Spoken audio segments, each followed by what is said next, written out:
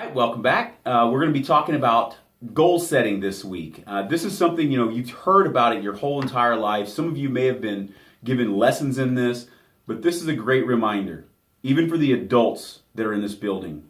Goal setting is something that we all should be doing on a regular basis throughout our lives. And being a new year, a lot of people like to make their New Year's resolutions, and all the jokes at the gym. I go to the gym pretty regularly, as most of you know, and a lot of the jokes are, for the next 3 weeks, there's going to be 1,000 new people coming in the gym, but don't worry, by the end of January, most of them won't be here.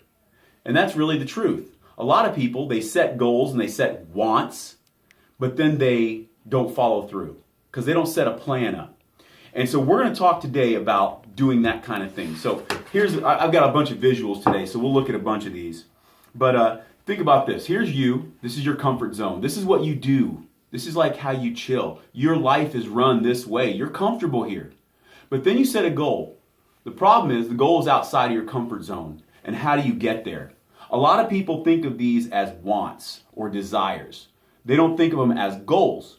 Goals are things that we want to get, but we have to figure out a plan of action to get there. Talk about that a little bit here in just a moment. Some goals are real long-term goals that we think about, like I want to have a job as an accountant and earn $80,000 a year. Now, for you guys, that's at least 8 to 10 years away for most of you. Even you seniors that are around here right now, if you wanted to have a goal like that, that's still 5, 6, 7, 8 years away. Other times we set much more manageable short-term goals. So you got short and long-term. So some of the short-term goals, let me give you an example here that's more on the academic side. You want to earn a B in your Algebra 2 class this semester.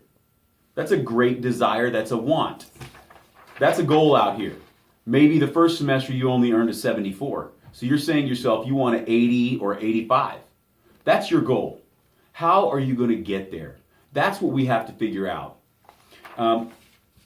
Making a decision to have a goal is good, but finding the action steps to get there is even more important. I've got a few quotes I want to go over real quick before we talk about specifics. What you get by achieving your goals is not as important as what you become by achieving your goals. That is by Henry David Thoreau, very famous author. Think about what that means to you.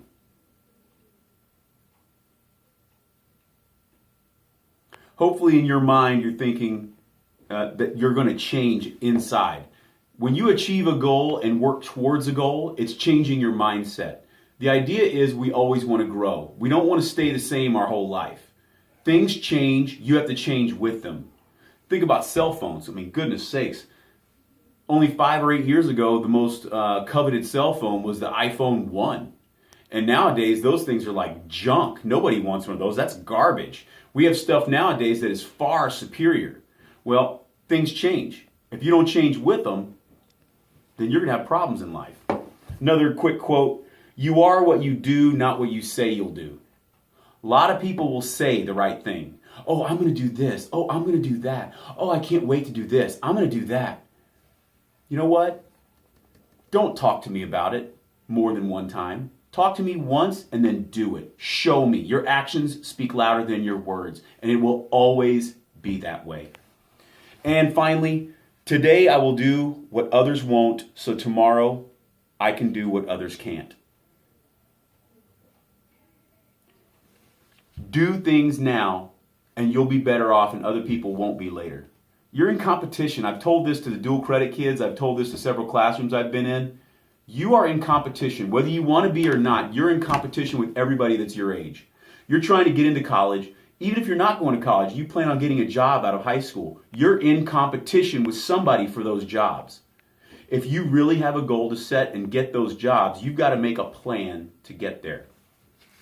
All right, so let's get into a little bit more specific talk on goals. My big thing, as I like to talk about, is SMART goals. Now, SMART is an acronym, and it stands for the things that you see here. SMART goals are very specific. What exactly will you do? They are measurable.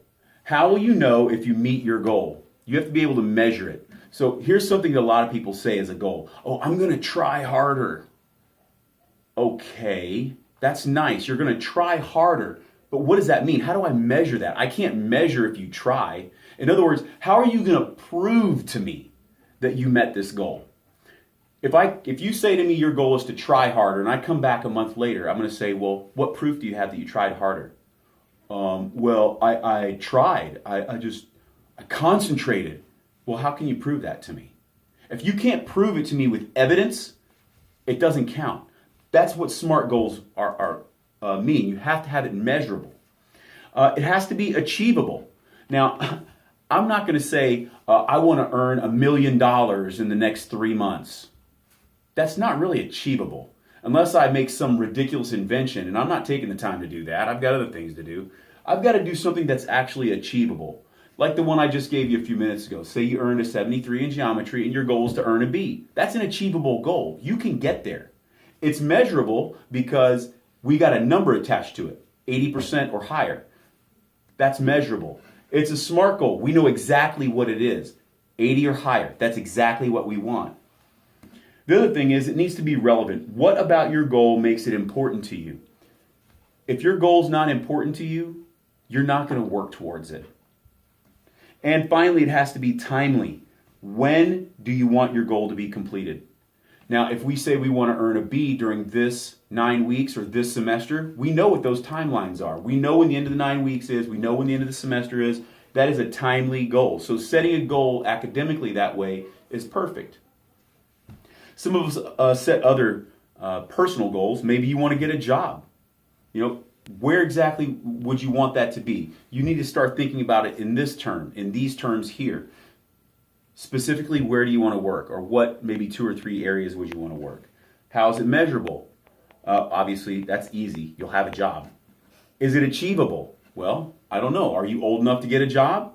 So you have to keep those things in mind. Is it an achievable goal? Is it relevant? Well, yeah, you want a job, get some money in your pocket for the summer? Okay, that's relevant for you. And timely. When do you want to have it by? Do you want to have it by the end of January, by the end of February? Set your timeline and a deadline for yourself. So that's a personal goal that you might set. Of course, you could think of plenty of others. I'm going to post these up around the building in different classrooms. Have a look. Remind yourself what these are. Also, for those of you that are real go-getters, those of you that are hardcore driven and want to achieve something huge, I've even got a worksheet here for SMART goals, talking about specific, measurable, achievable, realistic, and timeliness, and areas where you can make notes for yourself. I'm going to have these in my office. Anybody that wants one can stop by and grab one. I'll have them on the corner of my desk. If I'm not here, you can ask Miss Young or Miss Johnson, and they'll have some out there in the attendance office as well. And finally, as we go forward and start setting some SMART goals for ourselves, I want you to see this. And I'll be posting up more of these things around the building as time moves on. But just little inspirational quotes. Set some goals, then demolish them.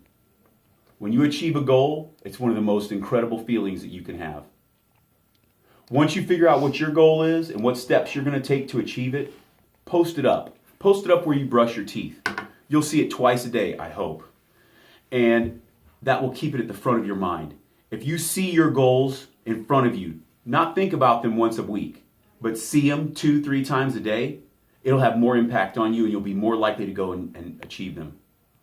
Ladies and gentlemen, boys and girls, thank you so much for listening. We'll talk more about goals as the year goes on, and I might even start asking you in the lunch line, what's your goal? Academic. What's your long-term goal? Personal. Tell me what you're thinking about. And I'll expect you to be able to tell me. So enjoy your day. See you around the building and have a good one.